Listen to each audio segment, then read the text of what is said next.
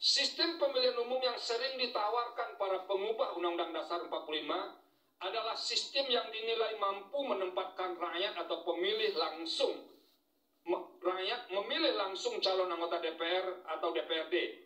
Setelah membaca perdebatan pembahasan perubahan Undang-Undang Dasar 1945, tawaran atas sistem yang sering dikemukakan oleh sebagian pengubah Undang-Undang Dasar 45 adalah sistem distrik atau plurality majority system atau sistem pluralitas mayoritas.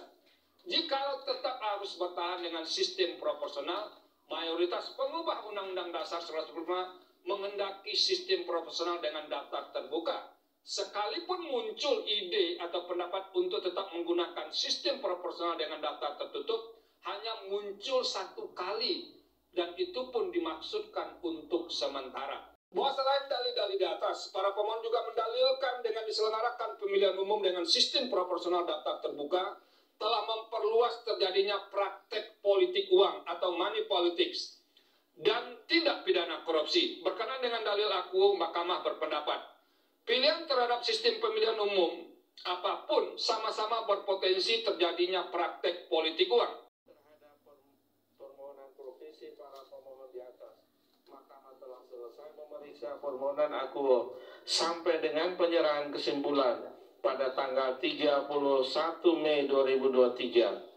Sementara itu berdasarkan lampiran 1 Peraturan Komisi Pemilihan Umum Nomor 10 Tahun 2023 tentang pencalonan anggota Dewan Perwakilan Rakyat, Dewan Perwakilan Rakyat Daerah Provinsi, dan Dewan Perwakilan Rakyat Daerah Kabupaten atau Kota saat ini sedang dalam kegiatan verifikasi administrasi dokumen persyaratan bakal calon yang telah dimulai dari tanggal 15 Mei 2023 dan akan berakhir pada tanggal 23 Juni 2023 dan akan dilanjutkan dengan kegiatan pengajuan perbaikan dokumen persyaratan bakal calon yang akan dilaksanakan pada tanggal 26 Juni 2023 sampai dengan 9 Juli 2023.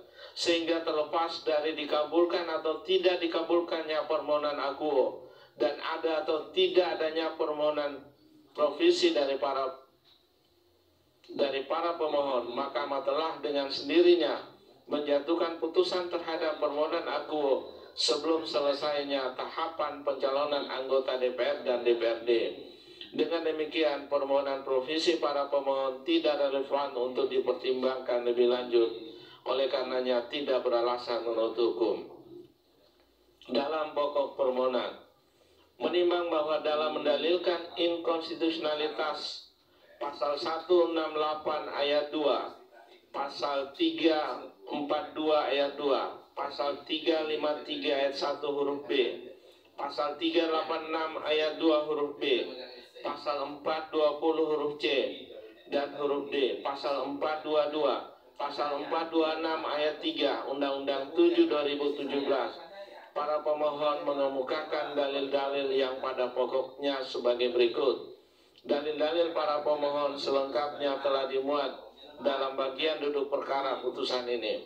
1. Bahwa menurut para pemohon, sistem proporsional dengan daftar terbuka dapat membahayakan bentuk negara kesatuan Republik Indonesia sebagaimana diatur dalam pasal 1 ayat 1 UUD 1945 karena sistem pemilihan umum proporsional dengan daftar terbuka dianggap membuka ruang bagi seseorang untuk berusaha menjadi populer, menimbulkan kebebasan tanpa batas dan merusak ideologi negara. 2, 3, 4, 5, 6, 7, 8, 9, 10 dianggap dibacakan. 11. Bahwa berdasarkan dalil-dalil di atas, para pemohon memohon kepada Mahkamah agar menyatakan 1. Kata terbuka pada pasal 168 ayat 2 Undang-Undang 7 2017 bertentangan dengan UUD 1945 dan tidak mempunyai kekuatan hukum yang mengikat. 2. Kata proporsional pada pasal 168 ayat 2 Undang-Undang 7 2017 bertentangan dengan UUD 1945 dan tidak mempunyai kekuatan hukum mengikat sepanjang tidak dimaknai sistem proporsional tertutup. 3. Frasa nomor urut dan nama daftar anggota DPR, DPRD provinsi, dan DPRD kabupaten atau kota untuk setiap daerah pemilihan pada pasal 342 ayat 2 Undang-Undang 7 2017 bertentangan dengan UUD 1945 dan tidak mempunyai kekuatan hukum mengikat, sehingga pasal 342 ayat 2 Undang-Undang 7 2017 berbunyi, surat suara sebagaimana dimaksud dalam pasal 341 ayat 1 huruf B untuk calon anggota DPR, DPRD provinsi, dan DPRD kabupaten atau kota memuat tanda gambar partai politik. 4 Romawi, frasa dan garing atau nama calon anggota DPR, DPRD provinsi, DPRD kabupaten atau kota untuk pemilu anggota DPR, DPRD provinsi, dan DPRD kabupaten atau kota pada pasal 353 ayat 1 huruf B Undang-Undang 7 2017 bertentangan dengan UUD 1945 dan tidak mempunyai kekuatan hukum mengikat, sehingga pasal 353 ayat 1 huruf B Undang-Undang 7 2017 berbunyi, pemberian suara untuk pemilu dilakukan dengan cara mencoblos satu kali pada nomor atau tanda gambar partai politik. 5. Frasa dan garing atau nama calon anggota DPR, DPRD provinsi, dan DPRD kabupaten atau kota berada pada kolom yang disediakan pada pasal 386 ayat 2 huruf B Undang-Undang 7 2017 bertentangan dengan UUD 1945 dan tidak mempunyai kekuatan hukum mengikat, sehingga pasal 386 ayat 2 huruf B Undang-Undang 7 2017 berbunyi, suara untuk pemilu anggota DPR, DPRD provinsi, DPRD kabupaten atau kota dinyatakan sah apabila tanda coblos pada nomor dan tanda gambar partai politik. 6 Romawi, frasa jumlah nilai terbanyak pada pasal 420 huruf C Undang-Undang 7 2017 bertentangan dengan UUD 1945 dan tidak mempunyai kekuatan hukum mengikat secara bersyarat sepanjang tidak dimaknai hasil pembagian sebagaimana dimaksud pada huruf B diurutkan berdasarkan nomor urut. 7. Pasal 420 huruf B Undang-Undang 7 2017 bertentangan dengan UUD 1945 dan tidak mempunyai kekuatan hukum mengikat.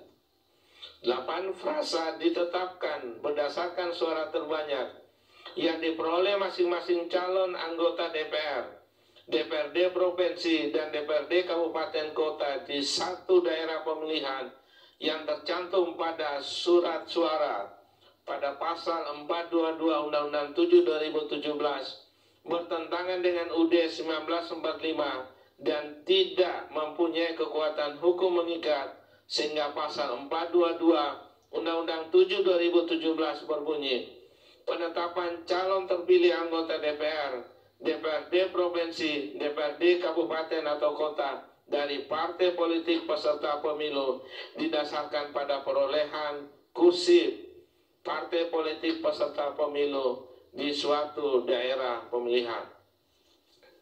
9 Romawi, frasa berdasarkan perolehan suara calon terbanyak berikutnya pada pasal 426 ayat 3 Undang-Undang 7 2017 bertentangan dengan UUD 1945 dan tidak mempunyai kekuatan hukum mengikat, sehingga pasal 426 ayat 3 Undang-Undang 7 2017 berbunyi, calon terpilih anggota DPR, DPRD provinsi, dan DPRD kabupaten atau kota sebagaimana dimaksud pada ayat 1 diganti oleh KPU, KPU provinsi, dan KPU kabupaten atau kota dengan calon dari daftar calon tetap partai politik peserta pemilu yang sama di daerah pemilihan tersebut. Menimbang bahwa sebelum mempertimbangkan lebih lanjut pokok permohonan para pemohon, Mahkamah terlebih dahulu akan mempertimbangkan hal-hal sebagai berikut. Bahwa terhadap keterangan DPR yang di dalamnya terdapat pandangan yang berbeda yang disampaikan fraksi Partai Demokrasi Indonesia Perjuangan (FPDIP), Mahkamah mempertimbangkan pemberi keterangan dalam perkara pengujian undang-undang sebagaimana dimaksud dalam pasal 54 Undang-Undang Mahkamah Konstitusi dan pasal 5 ayat 1 Peraturan Mahkamah Konstitusi nomor 2 tahun 2021 tentang tata cara beracara dalam perkara pengujian undang-undang adalah tentang tata cara beracara dalam pengujian undang-undang adalah lembaga negara. DPR merupakan salah satu lembaga negara. Dalam hal ini, sebagai lembaga perwakilan rakyat yang memegang kekuasaan membentuk undang-undang. Dalam perkara pengujian undang-undang di Mahkamah, DPR secara kelembagaan dapat diminta oleh Mahkamah untuk memberi keterangan dan atau risalah rapat yang berkenaan dengan permohonan yang sedang diperiksa kepada Mahkamah. Dengan demikian, keterangan DPR sejatinya merupakan keterangan yang diberikan lembaga perwakilan rakyat sebagai satu kesatuan pandangan lembaga, bukan pandangan fraksi. Karena pada dasarnya materi keterangan DPR berkaitan dengan kesepakatan DPR pada waktu membentuk suatu undang-undang, termasuk di dalamnya materi muatan dalam ayat, pasal, dan atau bagian undang-undang yang ternyata di kemudian hari diajukan pengujiannya ke Mahkamah. Sehingga sudah sepantasnya tidak ada perbedaan pandangan. Berdasarkan hal tersebut, sepanjang perbedaan pandangan dari FPDIP dalam keterangan DPR lebih merupakan persoalan internal lembaga DPR. Sehingga yang akan Mahkamah pertimbangkan adalah keterangan DPR secara kelembagaan. Bahwa terhadap adanya keberatan dari beberapa pihak terkait mengenai indikasi perbedaan tanda tangan pada permohonan dan perbaikan permohonan para pemohon, Mahkamah mempertimbangkan seharusnya keberatan tersebut disampaikan sejak awal dalam keterangan pihak terkait karena hal tersebut merupakan bagian dari permohonan yang dapat ditanggapi oleh pihak terkait.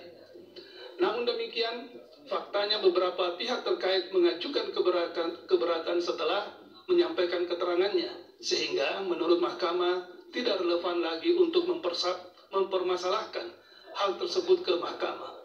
Hal tersebut bukan berarti Mahkamah memperbolehkan adanya perbedaan tanda tangan permohonan dan perbaikan permohonan, namun menurut Mahkamah kesempatan untuk mempersoalkannya seharusnya digunakan bersama-sama dengan pemberian keterangan terhadap permohonan para pemohon. Sehingga oleh karena tidak disampaikan bersamaan dengan keterangan terhadap permohonan dan permohonan para pemohon, maka persoalan tersebut menurut Mahkamah lebih tepat diselesaikan oleh organisasi advokat kuasa hukum para pemohon. Terlebih, berdasarkan pencermatan Mahkamah, tidak terdapat adanya bukti yang dapat meyakinkan Mahkamah terkait dengan perbedaan tanda tangan dimaksud. Berdasarkan hal tersebut, keberatan terhadap perbedaan tanda tangan dalam permohonan dan perbaikan permohonan para pemohon tidak relevan untuk dipertimbangkan lebih lanjut. Menimbang bahwa untuk membuktikan dalil-dalil permohonannya, para pemohon telah mengajukan alat bukti surat atau tulisan yang diberi tanda bukti P1 sampai dengan bukti P28 dan mengajukan 4 orang ahli bernama Fritz Edward Siregar dan Agus Riwanto yang menyerahkan keterangan tertulis yang diterima Mahkamah pada tanggal 29 Maret 2023 dan telah didengarkan keterangannya dalam sidang Mahkamah pada tanggal 5 April 2023. Serta Hafid Abbas dan Mada Sukmajati yang menyerahkan keterangan tertulis yang diterima Mahkamah pada tanggal 10 April 2023 dan telah didengarkan keterangannya dalam persidangan Mahkamah pada tanggal 12 April 2023. Selengkapnya dimuat dalam bagian duduk perkara.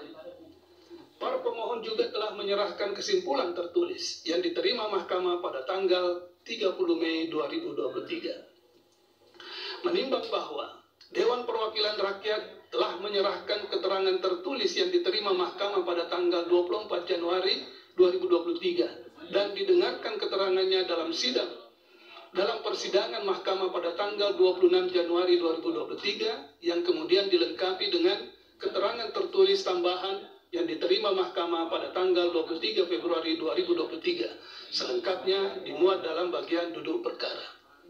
Dewan Perwakilan Rakyat juga telah menyerahkan kesimpulan tertulis yang diterima Mahkamah pada tanggal 6 Juni 2023, namun tidak dipertimbangkan karena telah melewati batas waktu penyampaian kesimpulan yakni pada tanggal 31 Mei 2023. Menimbang bahwa Presiden telah menyerahkan keterangan tertulis yang diterima Mahkamah pada tanggal 16 Januari 2023 dan didengarkan keterangannya dalam persidangan Mahkamah pada tanggal 26 Januari 2023. Selengkapnya dimuat dalam bagian duduk perkara.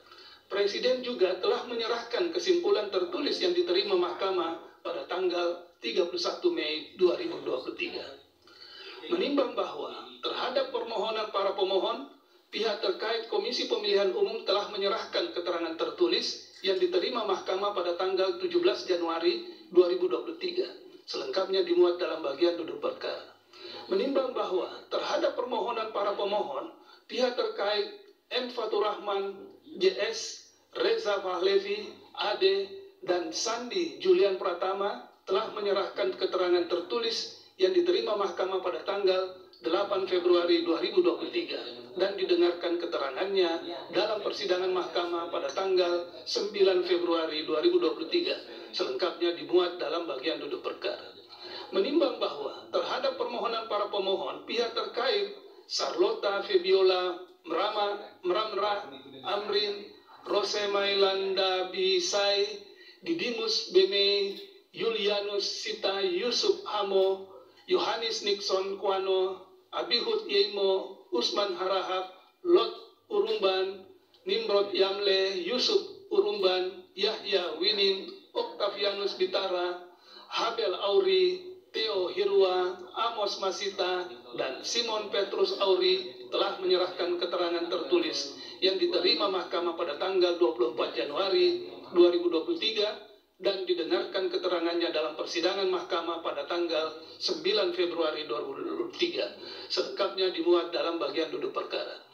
Pihak terkait Charlotta Febiola Mramra Amirin, Rose Mailanda Bisai, Didimus Beme, Yusuf Hamo, Yohanes Nixon Kwano, Abihud Yeimo, Yusman Harahap, Lot Urumban, Martinus Sidai, Nimrod Yamle, Yusuf Urumban, Yahya Winin, Octavianus Bitara, Habel Auri, Theo Hirwa, Amos Masita, dan Simon Petrus Auri juga telah menyerahkan kesimpulan tertulis yang diterima Mahkamah pada tanggal 31 Maret 2023. Menimbang bahwa terhadap permohonan para pemohon, pihak terkait M. Asnawi, Iqbal Fajar, Muhi Sanusi, Suherman Umar Isu, dan Randi Firdaus Sihombing telah menyerahkan keterangan tertulis yang diterima Mahkamah pada tanggal 8 Februari 2023 dan didengarkan keterangannya dalam persidangan Mahkamah pada tanggal 9 Februari 2023. Selengkapnya dimuat dalam bagian duduk perkara. Menimbang bahwa terhadap permohonan para pemohon, pihak terkait Partai Garuda Perubahan Indonesia atau Partai Garuda telah menyerahkan keterangan tertulis yang diterima Mahkamah pada tanggal 2 Januari 2023 dan didengarkan keterangannya dalam persidangan Mahkamah pada tanggal 16 Februari 2023. Selain itu, untuk membuktikan keterangannya, pihak terkait Partai Garuda telah mengajukan alat bukti surat tulisan yang diberi tanda bukti PT 1 sampai dengan PT 18 dan satu orang ahli yang bernama Abdul Khair Ramadan yang keterangannya diterima Mahkamah pada tanggal 19 Mei 2023 dan keterangannya didengarkan dalam persidangan Mahkamah pada tanggal 23 Mei 2023. Selengkapnya dimuat dalam bagian duduk perkara. Pihak terkait Partai Garuda juga telah menyerahkan kesimpulan tertulis yang diterima Mahkamah pada tanggal 29 Mei 2023. Menimbang bahwa terhadap permohonan para pemohon, pihak terkait Hermawi Taslim dan pihak terkait Widi Andrino telah menyerahkan keterangan tertulis masing-masing diterima mahkamah pada tanggal 16 Februari 2023 dan masing-masing didengarkan keterangannya dalam persidangan mahkamah pada tanggal 16 Februari 2023. Selain itu, untuk membuktikan keterangannya, pihak terkait Hermawi Taslim dan pihak terkait Widi Andrino masing-masing telah mengajukan alat bukti surat tulisan yang diberi tanda bukti PT 1 sampai dengan PT 3 dan secara bersama-sama mengajukan satu ahli yang bernama I Gusti Putu Arta yang keterangannya diterima mahkamah pada tanggal 19 Mei 2023 dan keterangannya didengarkan dalam persidangan pada tanggal 23 Mei 2023. Selengkapnya dimuat dalam bagian duduk perkara. Pihak terkait Hermawi Taslim dan pihak terkait Widi Andrino juga telah menyerahkan kesimpulan tertulis yang diterima mahkamah pada tanggal 31 Mei 2023. Menimbang bahwa terhadap permohonan para pemohon, pihak terkait Partai Keadilan Sejahtera atau PKS telah menyerahkan keterangan tertulis yang diterima mahkamah pada tanggal 22 Februari 2023 dan didengarkan keterangannya dalam persidangan mahkamah pada tanggal 23 Februari 2023. Selain itu, untuk membuktikan keterangannya, pihak terkait PKS telah mengajukan alat bukti surat tulisan yang diberi tanda bukti PT 1 sampai dengan PT 6, selengkapnya dimuat dalam bagian duduk perkara. Pihak terkait PKS juga telah menyerahkan kesimpulan tertulis yang diterima mahkamah pada tanggal 30 Mei 2023. Menimbang bahwa terhadap permohonan para pemohon, pihak terkait Partai Solidaritas Indonesia atau PSI, Antoni Winsa Prabowo, August Hamonangan, dan William Aditya Sarana telah menyerahkan keterangan tertulis yang diterima mahkamah pada tanggal 22 Februari 2023 dan didengarkan keterangannya dalam persidangan mahkamah pada tanggal 23 Februari 2023. Selain itu, untuk membuktikan keterangannya, pihak terkait PSI, Antoni Winsa Prabowo, August Hamonangan, dan William Aditya Sarana telah mengajukan alat bukti surat tertulis yang diberi tanda PT 01A sampai dengan PT 34, selengkapnya dimuat dalam bagian duduk perkara. Pihak terkait PSI, Antoni Winsa Prabowo, August Hamonangan, dan William Aditya Sarana juga telah menyerahkan kesimpulan tertulis yang diterima mahkamah pada tanggal 31 Mei 2023. Menimbang bahwa terhadap permohonan para pemohon, pihak terkait Muhammad Soleh telah menyerahkan keterangan tertulis yang diterima mahkamah pada tanggal 10 Januari 2023 dan didengarkan keterangannya dalam persidangan mahkamah pada tanggal 23 Februari 2023. Selain itu, untuk membuktikan keterangannya, pihak terkait Muhammad Soleh telah mengajukan alat bukti surat tulisan yang diberi tanda bukti PT 1 dan bukti PT 2. Selengkapnya dimuat dalam bagian duduk perkara.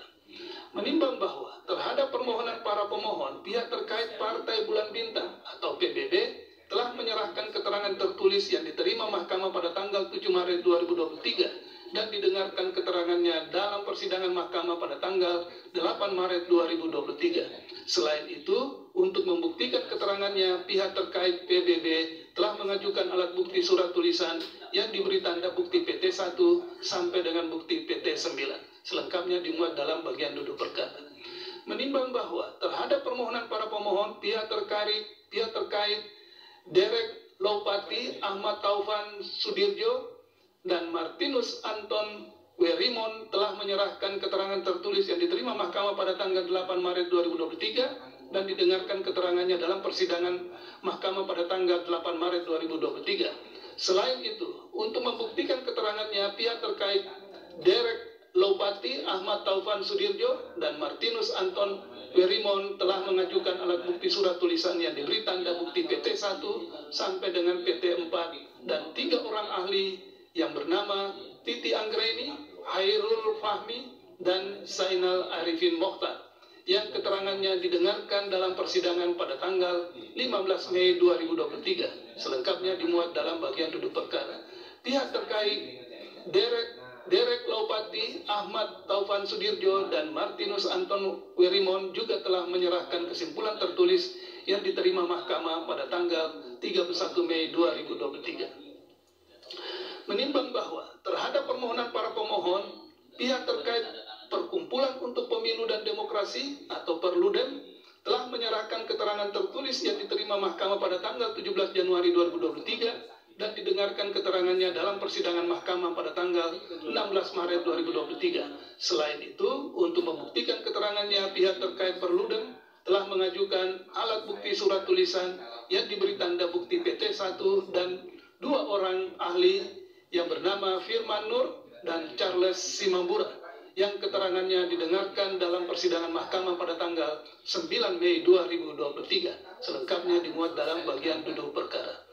Pihak terkait Perludem juga telah menyerahkan kesimpulan tertulis yang diterima Mahkamah pada tanggal 31 Mei 2023. Menimbang bahwa terhadap permohonan para pemohon, pihak terkait Johnson Sitandaun telah menyerahkan keterangan tertulis yang diterima Mahkamah pada tanggal 13 Maret 2023 dan didengarkan keterangannya dalam persidangan Mahkamah pada tanggal 16 Maret 2023. Selain itu, untuk membuktikan keterangannya, pihak terkait Johnson Sitandaun telah mengajukan alat bukti surat tulisan yang diberi tanda bukti PT1 sampai dengan PT5.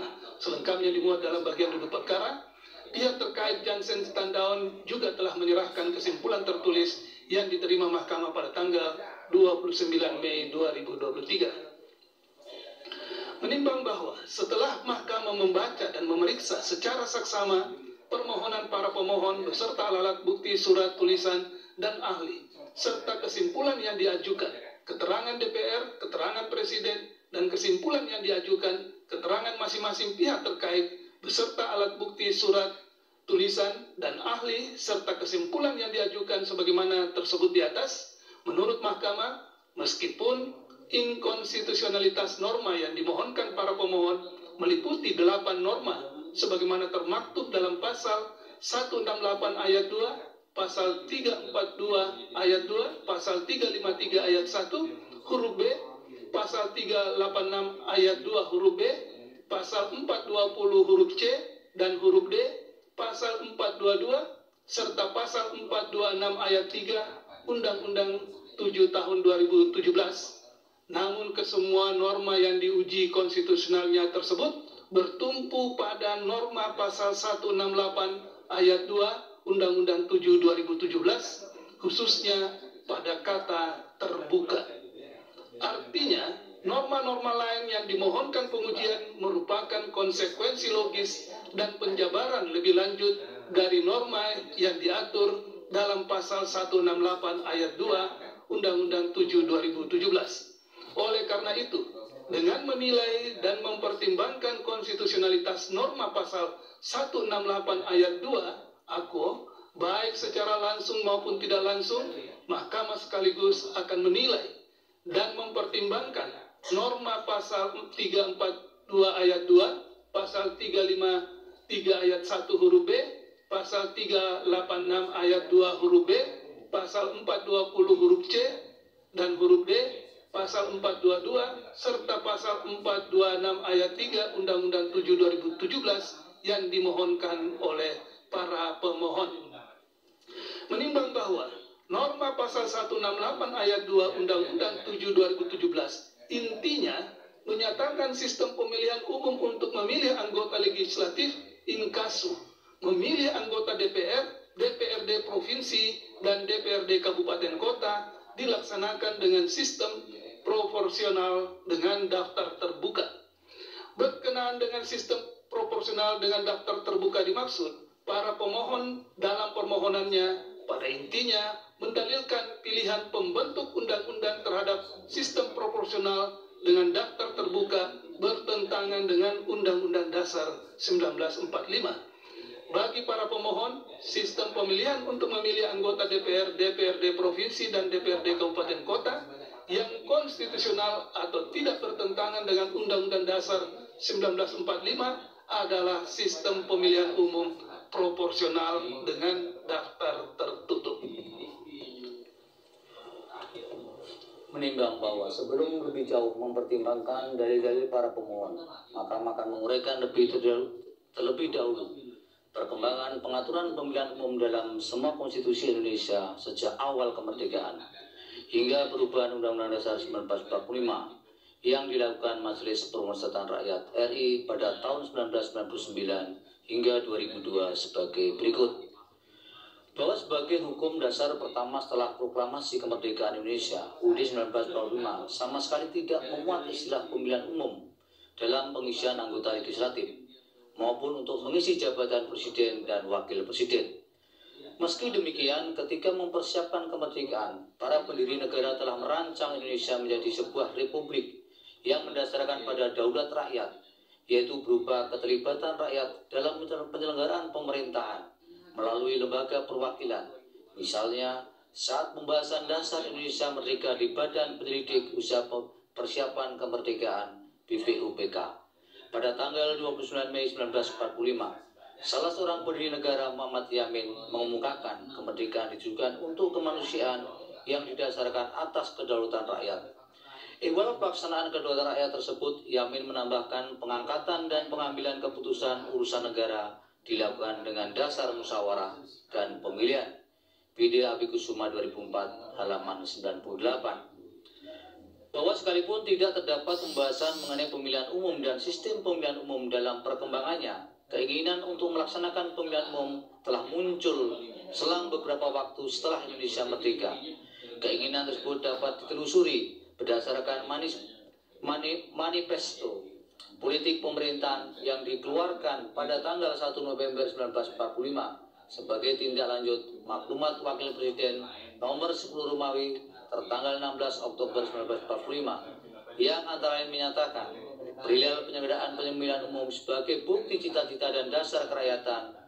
Video Yusril Iza Mahendra 1998 halaman 5. Bahkan berselang 2 hari, yaitu tanggal 3 November 1945, pemerintah mengeluarkan maklumat kepada seluruh rakyat agar mendirikan partai politik dan sekaligus menegaskan waktu penyelenggaraan pemilihan umum pada bulan Januari 1946. Dalam batas penelaran yang wajar, maklumat mendirikan partai politik merupakan salah satu elemen penting yang harus dipenuhi sebelum melaksanakan kontestasi berupa pemilihan umum. Namun agenda pemilihan umum tersebut tidak dapat diwujudkan karena pilihan mempertahankan kemerdekaan dari segala macam bentuk ancaman jauh lebih penting. Bahwa salah satu perkembangan penting pada masa revolusi kemerdekaan adalah tercapainya kesepakatan dalam konferensi meja bundar yang diikuti dengan berlakunya Konstitusi RIS 1949. Secara konstitusional, pasal 35 Konstitusi RIS 1949 menyatakan kemauan rakyat adalah dasar kekuasaan penguasa. Kemauan itu dinyatakan dalam pemilihan berkala yang jujur dan yang dilakukan menurut hak pilih yang bersifat umum dan berkesamaan, serta dengan pemungutan suara yang rahasia ataupun menurut cara yang juga menjamin kebebasan mengeluarkan suara. Selain itu, ihwal pemilihan anggota DPR pasal 57 Konstitusi RIS 1949 menyatakan anggota-anggota Dewan Perwakilan Rakyat dipilih dalam suatu pemilihan umum oleh warga negara Indonesia yang memenuhi syarat-syarat dan memenuhi aturan-aturan yang ditetapkan dengan undang-undang. Sehubungan dengan Konstitusi RIS 1949 tidak berumur panjang, hanya berlaku sejak tanggal 19 Desember 1949 sampai 17 Agustus 1950, pemilihan umum tidak pernah terlaksana. Bahwa sebagai pengganti Konstitusi RIS 1949 pada tanggal 17 April, diulang 17 Agustus 1950, mulai berlaku UUD sementara atau UDS 1950. Sebagai sebuah konstitusi dalam bingkai negara kesatuan, UDS 1950 juga mengatur pemilihan umum. Dalam hal ini pasal 57 UDS 1950 menyatakan anggota-anggota Dewan Perwakilan Rakyat dipilih dalam suatu pemilihan umum oleh warga negara Indonesia yang memenuhi syarat-syarat dan menurut aturan-aturan yang ditetapkan dengan undang-undang. Selain memilih anggota DPR, pemilihan umum juga diselenggarakan untuk memilih anggota konstituen. Bahwa berdasarkan mandat konstitusional untuk penyelenggaraan pemilihan umum tersebut, Kabinet Nasional 1950-1951 menempatkan pemilihan umum sebagai program pertama agenda pemerintahnya. Ketika agenda pemilihan umum belum dapat dilaksanakan, Kabinet Nasional digantikan oleh Kabinet Wilopo 1952-1953.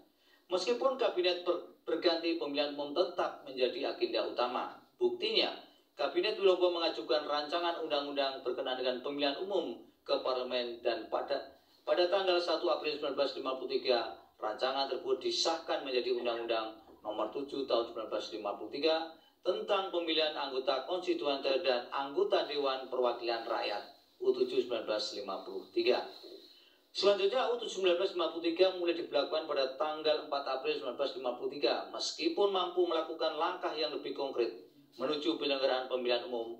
Agenda pemilihan umum tidak dapat diselenggarakan pada masa Kabinet Wilopo karena iklim politik yang tidak stabil sehingga kabinet jatuh bangun pada Juli 1953. Kabinet Wilopo digantikan oleh pemerintahan baru yaitu Kabinet Burhanuddin Harhab.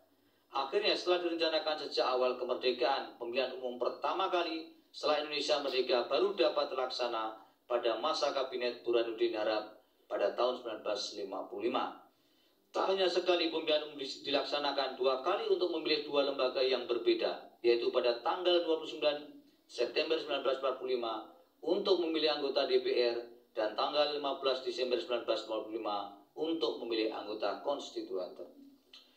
Bahwa perubahan besar dan mendasar kembali terjadi dalam pelaksanaan pemerintahan, baik langsung maupun tidak langsung, yang berpengaruh terhadap agenda pemilihan umum. Setelah penyelenggaraan pemilihan umum 1955 melalui Dekret 5 Juli 1959, Presiden Soekarno membubarkan konstituante dengan menyatakan berlaku kembali UUD 1945. Dengan berlakunya kembali UUD 1945 berarti berlaku kembali konstitusi yang tidak mengatur mengenai pemilihan umum. Merujuk fakta empirik sejak kembali kepada UUD 1945 hingga berakhirnya masa pemerintahan Presiden Soekarno atau Orde Lama, pemilihan umum sengaja sebagai salah satu wujud pelaksanaan doa rakyat tidak terlaksana. Bahwa di bawah Undang-Undang 1945 pemilihan umum dilaksanakan pada tahun 1971 dan kemudian diselenggarakan secara berkala setiap 5 tahun dimulai sejak tahun 1977, 1982, 1987, 1992, 1997, dan kecuali pada 1999.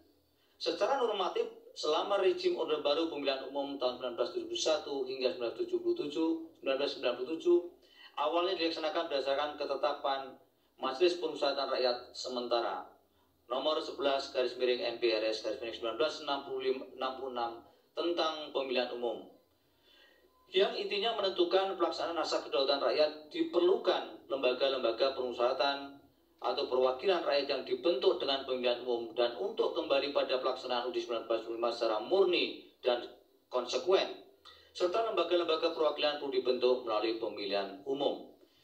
Menindaklanjuti TAP MPRS 11 MPRS 1965-66 diundangkan Undang-Undang Nomor 15 Tahun 1969 tentang pemilihan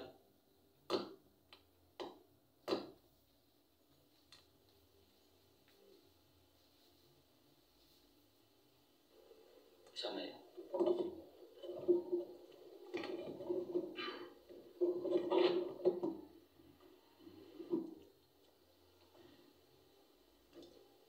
Diulangi, menindaklanjuti TAP MPRS 11 MPRS 1966 diundangkan Undang-Undang Nomor 15 Tahun 1969 tentang pemilihan umum anggota-anggota Badan Permusyawaratan atau Perwakilan Rakyat U15 1969. Dengan demikian, merujuk pada bentangan empirik selama Orde Baru, penyelenggaraan pemilihan umum dilaksanakan dengan cara menyesuaikan dengan U15 1969 tersebut.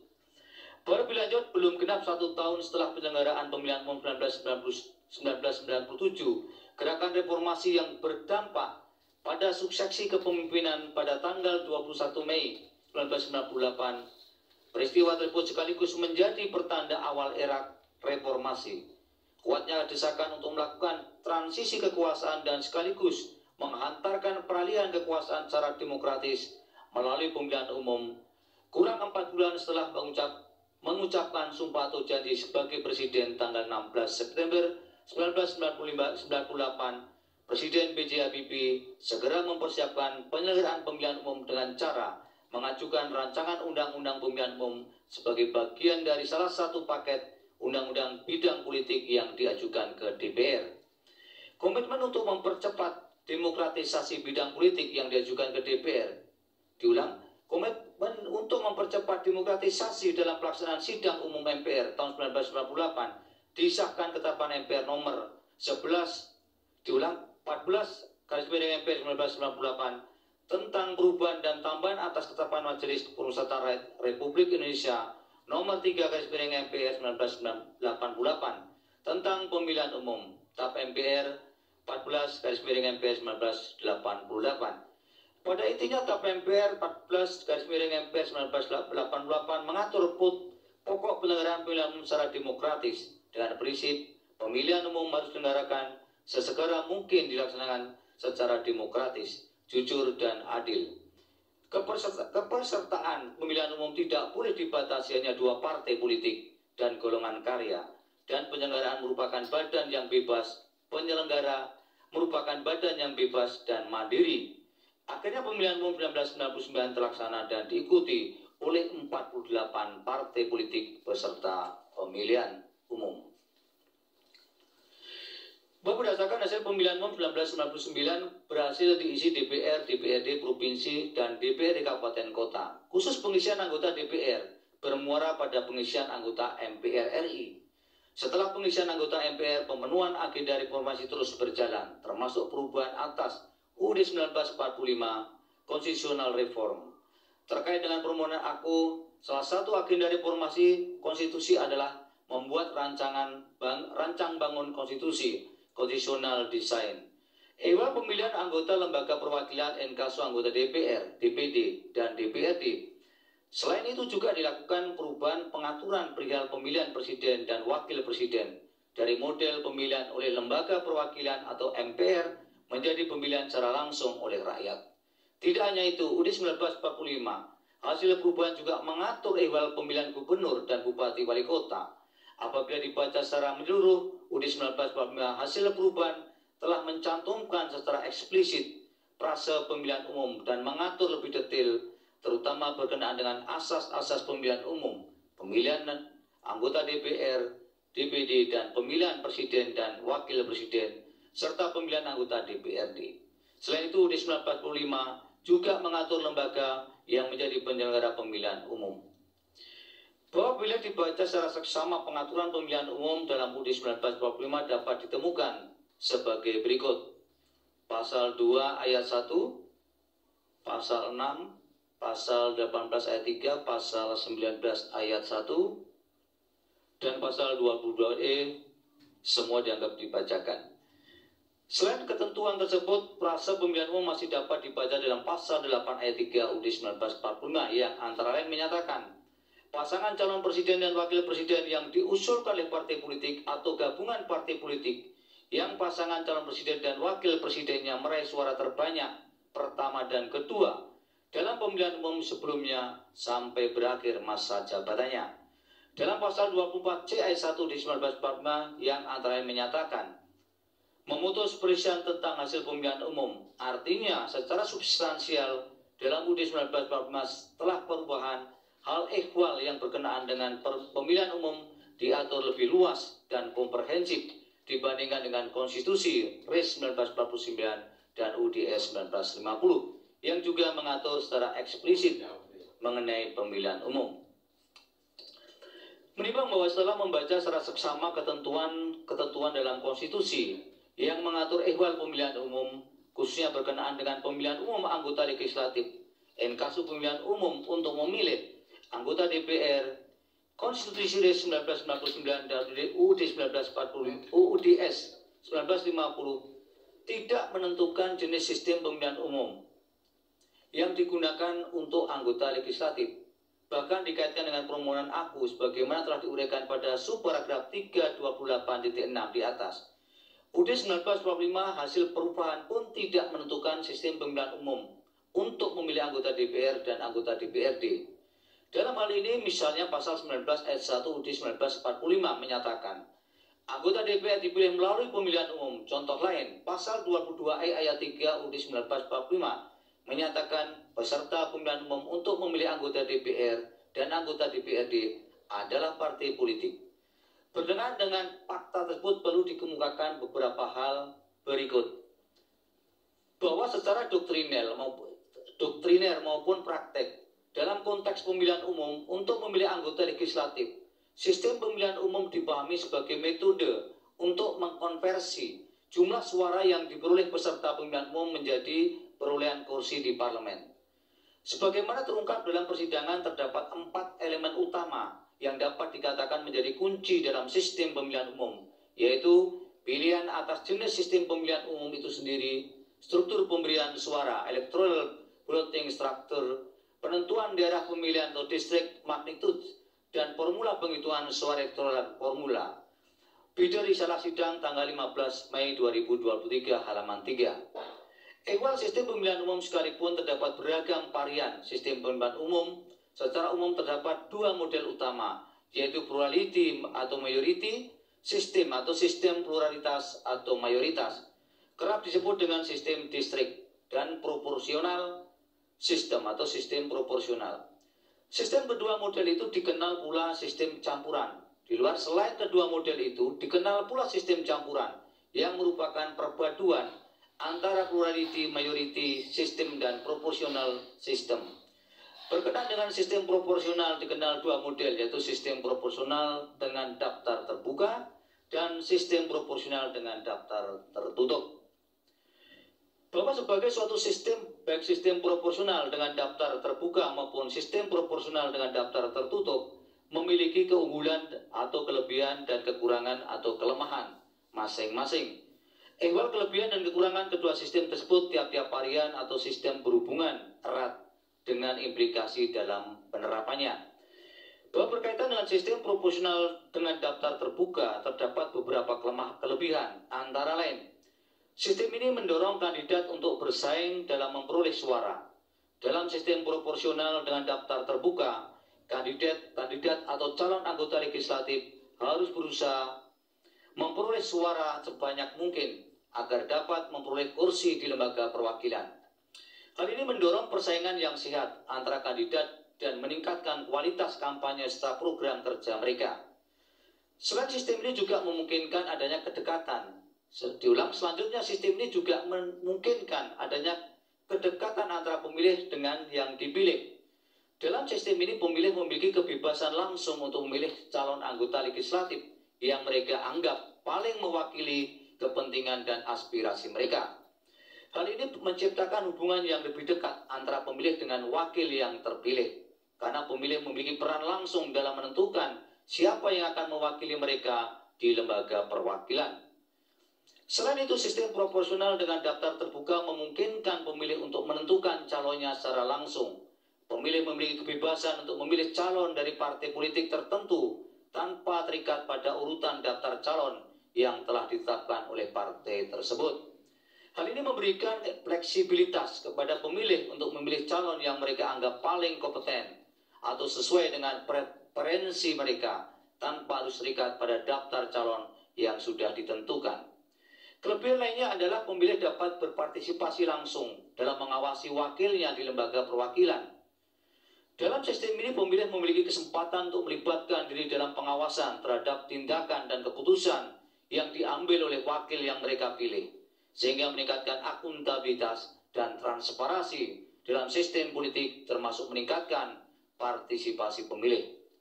Terakhir, sistem proporsional dengan daftar terbuka dinilai lebih demokratis karena dalam sistem ini representasi politik didasarkan pada jumlah suara yang diterima oleh partai politik atau calon, sehingga memberikan kesempatan yang lebih adil bagi partai atau calon yang mendapatkan dukungan publik yang signifikan.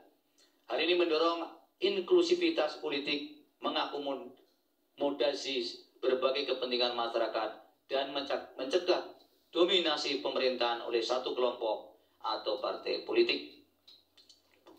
Bahwa sebaliknya sistem proporsional dengan daftar terbuka juga memiliki beberapa kekurangan yang perlu diperhatikan, antara lain sistem ini memberikan peluang terjadinya politik uang atau money politics.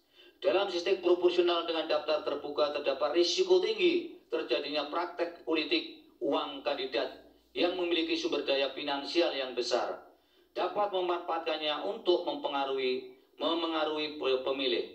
Selanjutnya, sistem proporsional dengan daftar terbuka mengharuskan modal politik yang besar untuk proses pencalonan. Dalam sistem ini, kandidat perlu mengeluarkan biaya yang signifikan untuk mencalonkan diri dan melakukan kampanye politik. Mereka harus memikirkan biaya iklan, promosi, transportasi, dan logistik lainnya. Keberadaan modal politik yang besar ini dapat menjadi hambatan bagi kandidat yang tidak memiliki sumber daya finansial yang cukup, sehingga merugikan kesempatan kandidat dari latar belakang ekonomi yang lebih rendah untuk berpartisipasi secara adil dalam proses politik. Kelemahan berikutnya adalah sistem ini selain dapat mereduksi peran partai politik, juga terbuka kemungkinan adanya jarak antara anggota calon legislatif dengan partai politik yang mengajukannya sebagai calon. Kelemahan lainnya adalah pendidikan politik oleh partai politik yang tidak optimal, di mana partai politik cenderung memilih peran yang lebih rendah dalam memberikan pendidikan politik kepada pemilih. Akibatnya, partai politik menjadi kurang fokus dalam memberikan informasi dan pemahaman yang mendalam tentang isu-isu politik kepada pemilih. Bahwa demikian halnya dengan sistem proporsional dengan daftar tertutup yang juga memiliki kelebihan dan kekurangan. Beberapa kelebihan dari sistem proporsional dengan daftar tertutup antara lain: partai politik lebih mudah mengawasi anggotanya di lembaga perwakilan. Partai politik dapat dengan lebih mudah mengawasi dan mengontrol kegiatan serta sikap para anggotanya di lembaga perwakilan. Hal ini dapat memungkinkan partai politik untuk memastikan bahwa anggotanya bertindak sesuai dengan kehendak partai politik dan kepentingan kolektif yang mereka wakili. Selanjutnya, sistem ini juga memungkinkan partai politik untuk dapat mendorong kader terbaik untuk menjadi anggota legislatif. Dalam sistem proporsional dengan daftar tertutup, partai politik memiliki kewenangan lebih besar dalam menentukan siapa yang menjadi calon anggota legislatif. Dengan adanya mekanisme seleksi yang ketat, hal ini dapat meningkatkan kualitas dan kompetensi para wakil rakyat yang terpilih. Selanjutnya, sistem ini juga dapat mendorong partai politik untuk melakukan kaderisasi dan pendidikan politik. Dengan adanya fokus yang lebih kuat pada pembentukan kader dan partai politik dapat memastikan bahwa anggotanya memiliki pemahaman yang baik tentang isu-isu politik serta memiliki kualitas kepemimpinan yang diperlukan dalam menjalankan tugas-tugas mereka di lembaga perwakilan. Selain itu, sistem ini juga berpotensi meminimalkan praktek politik uang dan kampanye hitam. Dengan mekanisme seleksi internal yang ketat, partai politik dapat memastikan bahwa calon yang diusung tidak terlalu tergantung pada dukungan finansial eksternal dan tidak terlibat dalam kampanye negatif yang merugikan demokrasi.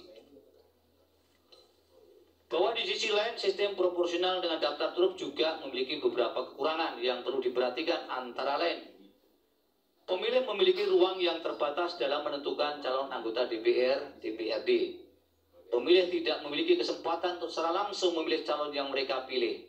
Hal ini dapat mengurangi partisipasi pemilih dalam menentukan perwakilan politik mereka dan dapat mengurangi rasa keterlibatan mereka dalam proses pemilihan. Selanjutnya, sistem ini berpotensi terjadinya nepotisme politik pada internal partai politik, di mana partai politik lebih cenderung memilih atau mendukung calon dari keluarga atau lingkaran terdekat partai politik tanpa mempertimbangkan kualitas dan kompetensi calon secara objektif. Praktek nepotisme ini dapat merusak prinsip demokrasi dan dapat menurunkan kualitas anggota legislatif. Kelemahan lain yaitu anggota DPR atau DPRD memiliki kedekatan yang terbatas dengan rakyat. Hal ini dapat mengurangi kedekatan antara anggota DPR atau DPRD dengan konstituen mereka karena mereka tidak dipilih langsung oleh rakyat. Selain itu, potensi oligarki partai politik semakin menguat. Jika partai politik tidak memiliki sistem rekrutmen dan kandidasi yang transparan, calon yang diusung atau dipilih oleh partai politik dapat terkonsentrasi pada kelompok-kelompok kepentingan yang ada di dalam partai tanpa memperhatikan aspirasi dan kepentingan masyarakat secara luas. Kekurangan transparansi dan dalam sistem rekrutmen dan kandidasi dapat membuka celah bagi partai politik yang tidak sehat dan dapat mengurangi kepercayaan publik terhadap partai politik dan proses politik secara umum. bahwa dengan demikian sistem proporsional dengan daftar terbuka maupun proporsional dengan daftar tertutup memiliki kelebihan dan kekurangan masing-masing adalah fakta yang tidak mungkin untuk dibantah. Bahkan kelebihan dan kelemahan tiap-tiap varian sistem pemilihan umum dimaksud hampir selalu berkaitan erat dengan implikasi dan penerapannya dalam praktek penyelenggaraan pemilihan umum. Artinya, apapun bentuk sistem yang dipilih, kelebihan dan kelemahan masing-masing akan selalu menyertainya. Bahwa sebagai sebuah model yang diturunkan dari konstitusi, terutama pasal-pasal sebagaimana dikutip pada subparagraf 3.28.6 di atas, dalam konteks permohonan aku untuk mengetahui original intent dalam pengertian yang lebih longgar, yaitu sekitar ide-ide yang dikemukakan dan berkembang selama perubahan UUD 1945, Mahkamah merasa perlu melacak risalah perdebatan dalam pembahasan perubahan UUD 1945, terutama perdebatan sekitar pemilihan umum anggota DPR DPRD sebagaimana tertuang dalam naskah komprehensif perubahan UUD 1945, latar belakang proses dan hasil pembahasan 1999, 2002, buku kelima Pemilu, penerbit Sekretariat Jenderal dan Kepanitraan Mahkamah Konstitusi 2010. Bahwa setelah menelusuri kembali secara seksama risalah perubahan UUD 1945, ide-ide yang dikemukakan dan berkembang selama pembahasan, Mahkamah menemukan fakta sebagai berikut. Pertama, FPDIP melalui juru bicaranya Aberson Malesi Haloho dalam rapat BP MPR kedua dengan agenda sidang pemandangan umum fraksi tentang materi sidang umum MPR pada 6 Oktober 1999 menyatakan, karena anggota DPR ini orang, bukan partai politik, maka juga harus orang yang dipilih. Terserah sistemnya apakah proporsional, apakah distrik, tapi yang menjadi masalah prinsip adalah harus memilih orang. Karena yang mewakili rakyat itu orang, bukan partai politik seperti yang berlaku selama ini. Video risalah komprehensif perubahan UUD 1945, buku kelima halaman 42. Berbeda dengan pendapat Aberson Malesi Haloho, dalam forum sidang yang sama, Gregorius Seto Haryanto, FPDKB mengusulkan untuk memilih anggota DPR DPRD 1 DP2 sementara masih dapat diselenggarakan dengan sistem proporsional yang mencoblos gambar partai politik.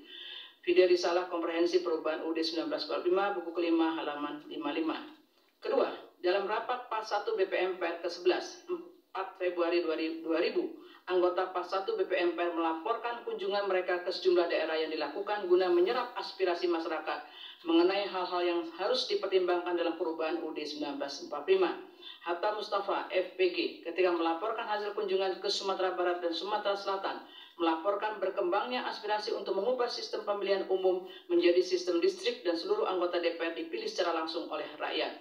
Video risalah komprehensif perubahan UUD 1945, buku kelima halaman 64. Selanjutnya, Yakob Tobing, FPDIP, melaporkan aspirasi dari Maluku dan Sulawesi Selatan yang pada intinya menghendaki pemilihan umum dimasukkan dalam UUD dan perubahan sistem pemilihan umum dari proportional representation menuju simple majority, simple constituency pada sistem distrik. Video risalah komprehensif perubahan UUD 1945, buku kelima halaman 65.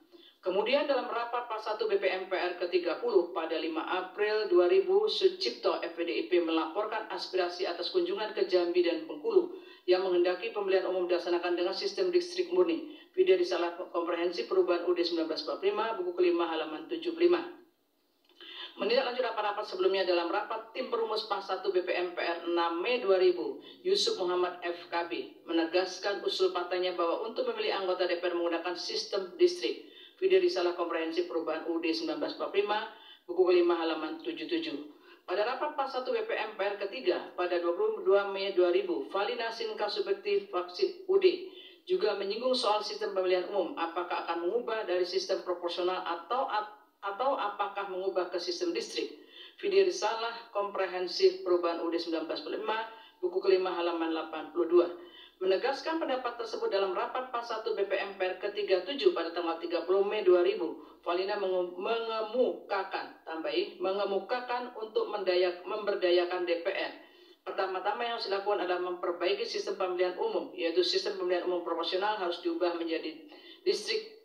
Lebih jauh, Valina menambahkan, selain itu juga yang ketiga juga akan dengan sendirinya memberdayakan partai-partai politik karena tidak ada pilihan lain bagi partai kalau dengan distrik sistem, maka partai itu harus mulai menata dirinya, mulai dari soal rekrutmen, kaderisasi sampai soal perbaikan, dari struktur kepartainya mulai dari tingkat pusat sampai ke bawah. Oleh karena dengan distrik nanti, maka distrik-distrik itulah yang harus betul-betul siap untuk mempersiapkan calon-calonnya, walaupun tidak membuka kemungkinan calon-calon muncul tidak dari distrik-distrik yang bersangkutan. Nanti akan diatur dalam mengenai Undang-Undang Pemilu dan Kepartaian. Video risalah komprehensif perubahan UUD 1945 buku kelima halaman 87. Ketiga, berbeda dengan Valina, Ali Hardi Kiai Demak, FP3, berpandangan mungkin lebih cocok memilih anggota DPR menggunakan sistem pemilihan umum proporsional. Namun Ali Hadi mengusulkan agar sistem pemilihan umum tidak dicantumkan atau diatur dalam Undang-Undang Dasar. Video risalah komprehensif perubahan UUD 1945 buku kelima halaman 93. Sejalan dengan Ali Hadi, Katin Subiantoro, FPDIP, menilai sistem pemilihan umum proporsional lebih tepat diterapkan di Indonesia. Lebih lanjut, wakil fraksi PDIP ini menyampaikan, yang pertama, masalah yang timbul yaitu tentang sistem pemilihan apakah distrik atau proporsional dan sebagainya. Menurut pandangan PDIP, sistem pemilu tetap pada sistem proporsional karena kami menganggap bahwa harga atau hak rakyat yang tertinggi adalah ketika pemilu itu suara rakyat dari segala lapisan sama harganya. Kalau itu kita menganut sistem pemilihan distrik, maka akan terjadi penghilangan beberapa suara rakyat. Kalau jagonya itu tidak memenuhi jumlah suara yang diperlukan. Dengan demikian, maka suara rakyat yang sangat berharga itu akan menjadi hilang. Untuk itu, fraksi PDIP tetap menyarankan atau mengusulkan sistem pemilu adalah sistem proporsional. Video risalah komprehensif perubahan UUD 1945, buku kelima halaman 98-99.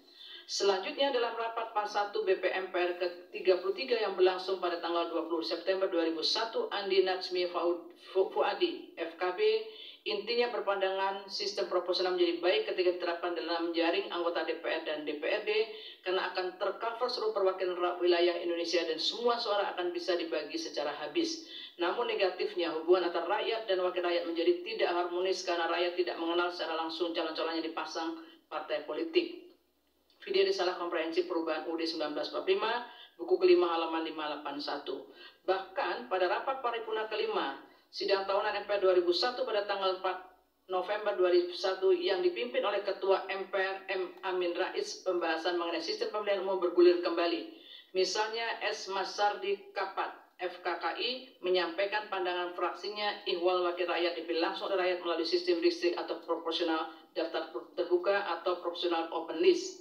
Video risalah komprehensif perubahan UUD 1945 buku kelima halaman 599-560.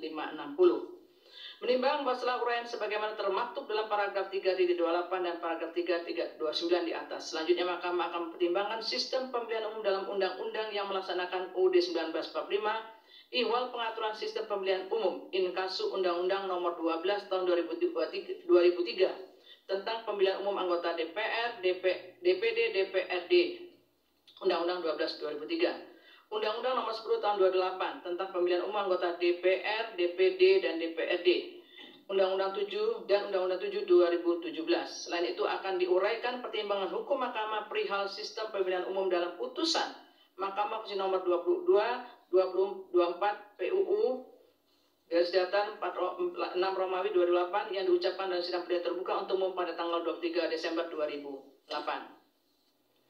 Masalah perubahan UUD 1945, kontestasi pemilihan umum pertama dilaksanakan pada tahun 2004 karena perubahan UUD 1945. Undang-Undang Nomor 3 Tahun 1999 sebagaimana telah diubah dengan Undang-Undang 4 2000 tentang pemilihan umum diganti dengan Undang-Undang 12 2003 menjadi dasar hukum bagi penyelenggaraan pemilihan umum anggota DPR, DPRD pada pemilihan umum 2004. Berkenaan dengan pemilihan anggota DPR, DPRD, norma pasal 6 ayat 1 Undang-Undang 12 2003 menyatakan pemilihan umum untuk memilih anggota DPR, DPRD provinsi, dan DPRD kabupaten kota dilaksanakan dengan sistem proporsional dengan daftar calon terbuka.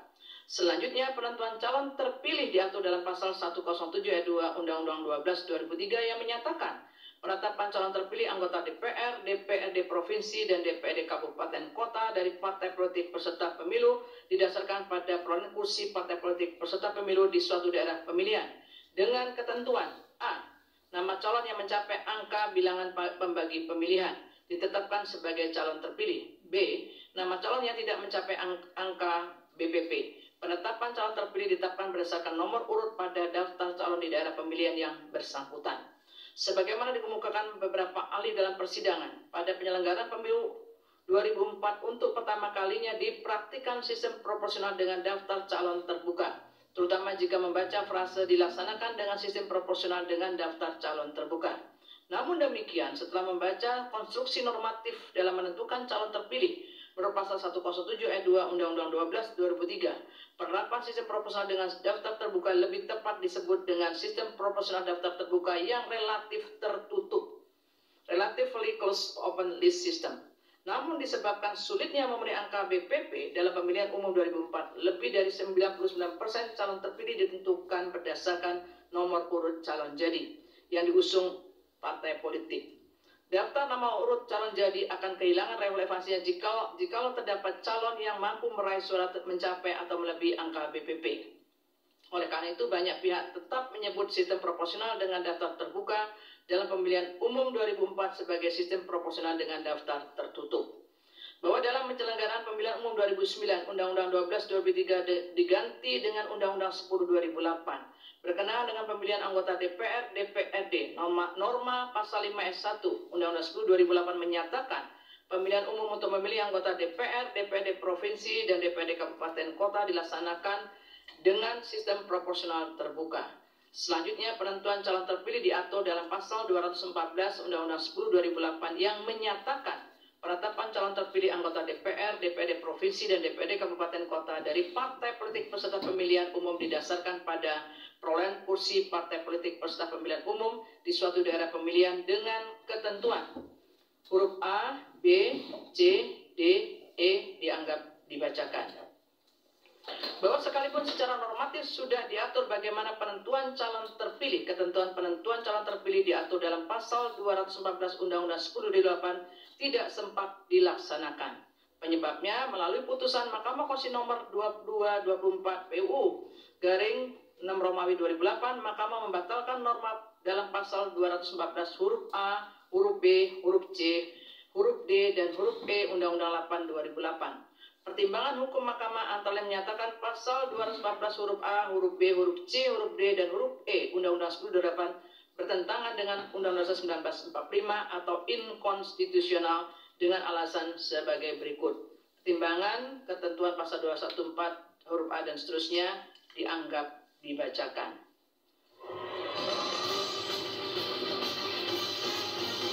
Dengan hal tersebut secara normatif, sejumlah undang-undang telah mengantisipasi agar pelaku atau aktor politik tidak mengancam keberadaan sekaligus keberlangsungan ideologi negara.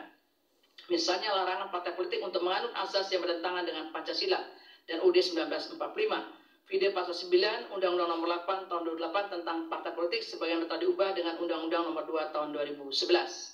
Selain itu, untuk menjadi calon anggota DPR DPRD dipersyaratkan setia kepada Pancasila, UUD 1945, NKRI, dan Bhinneka Tunggal Ika. Vide pasal 241 S1 huruf F Undang-Undang 7 2017. Apabila terdapat partai politik yang menganut dan mengembangkan serta menyebabkan ajaran atau paham komunisme, Marxisme-Leninisme, bahkan melakukan kegiatan dan akibat yang ditimbulkan bertentangan dengan Pancasila, UUD 1945, NKRI, dan Bhinneka Tunggal Ika, dapat dijadikan sebagai alasan oleh pemerintah untuk mengajukan permohonan pembubaran partai politik ke Mahkamah Konstitusi. Vide pasal 40 ayat 5 dan pasal 48 ayat 7 Undang-Undang 2 2008.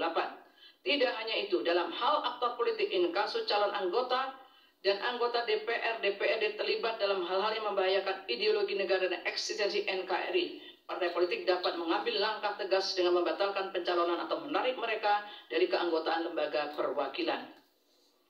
Bahwa berkenaan dengan kekhawatiran para pemohon tersebut apabila dilacak risalah perubahan UUD 1945 tidak terdapat pandangan dan kekhawatiran para pengubah Undang-Undang 1945, ihwal upaya memperbaiki sistem pemilihan umum dapat berujung pada ancaman terhadap ideologi negara dan NKRI.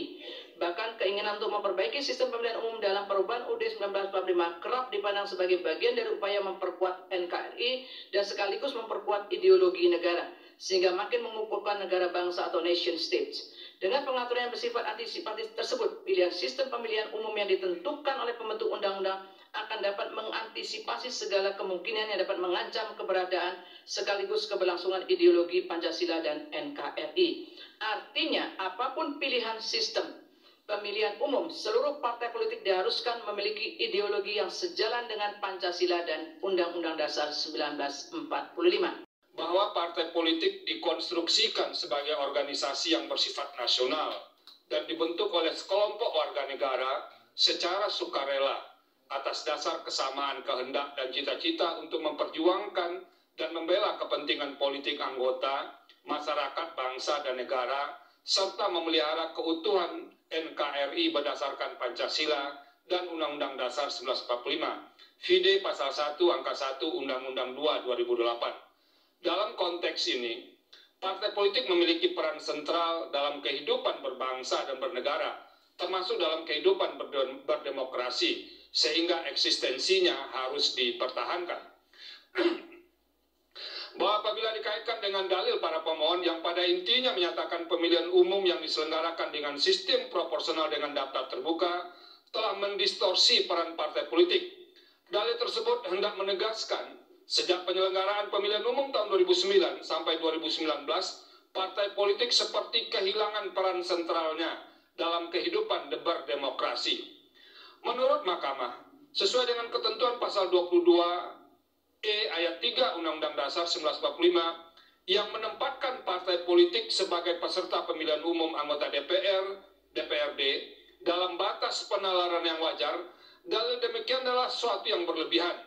Karena sampai sejauh ini, partai politik masih tetap memiliki peran sentral yang memiliki otoritas penuh dalam proses seleksi dan penentuan bakal calon, termasuk penentuan nomor urut calon anggota legislatif. Fide Pasal 241, 243, dan Pasal 246 Undang-Undang 7 2017. Terlebih lagi, fakta menunjukkan sejak penyelenggaraan pemilihan umum setelah perubahan Undang-Undang Dasar 1945, partai politik menjadi satu-satunya pintu masuk bagi warga negara yang memenuhi persyaratan untuk dapat diajukan sebagai calon anggota DPR, DPRD. Bahwa selain dalam proses pencalonan, peran sentral partai politik juga dapat dilacak dalam mengelola jalannya kinerja anggota DPR, DPRD yang terpilih. Dalam hal ini, partai politik memiliki kewenangan untuk sewaktu-waktu melakukan evaluasi terhadap anggotanya yang duduk di DPR, DPRD melalui mekanisme penggantian antar waktu atau PAW atau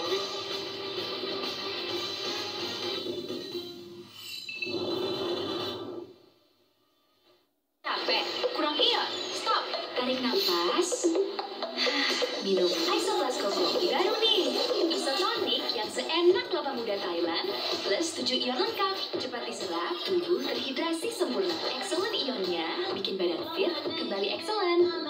Cobain Isoplas Koko baru, semangat hadapi hari, aktif terus, seenak kelapa Thailand, ini baru excellent Koko with Isoplas Koko, excellent hydration dari Wings Food. Baru, Indomie Ramen Series Otentik Jepang. Ada Indomie Tori Miso, paduan kuah kental gurih dan aromanya bikin nagih. Ada juga Indomie Takoyaki dan shoyu. Indomie Ramen Series, nikmat otentiknya memuaskan. Bergerak aktif di cuaca panas, membuat kulit kepala keringetan, gatal, dan ketombe. Kita butuh kesegaran. Clear Ice Cool Menthol. Dengan teknologi anti ketombe terbaik. Meresap lapisan terdalam kulit kepala 3 kali bersih total. Sikat habis ketombe basah, minyak, dan gatal. Untuk kesegaran yang mengguncang dunia. 3 kali bersih total. Clear. Sikat habis. Pepsodent Herbal, nafas tetap segar 18 jam. Bahkan setelah sarapan sambal terasi. Ya, Pepsodent Herbal bikin nafas tetap segar 18 jam. Bahkan setelah makan siang pakai pete. Ya, Pepsodent Herbal bikin nafas tetap segar 18 jam. Wah, bahkan setelah makan malam pakai kambing guling. Iya, Pepsodent Herbal bikin nafas tetap segar 18 jam. Pepsodent Herbal dengan bahan halal alami, dengan daun sirih dan jeruk nipis, nafas tetap segar sepanjang hari 18 jam. Baru Pepsodent Herbal, Deodoran dengan face serum untuk noda genap di ketiak. Menarik juga ya. Aku penasaran sih. Dan Ultimate Repair dengan kandungan face serum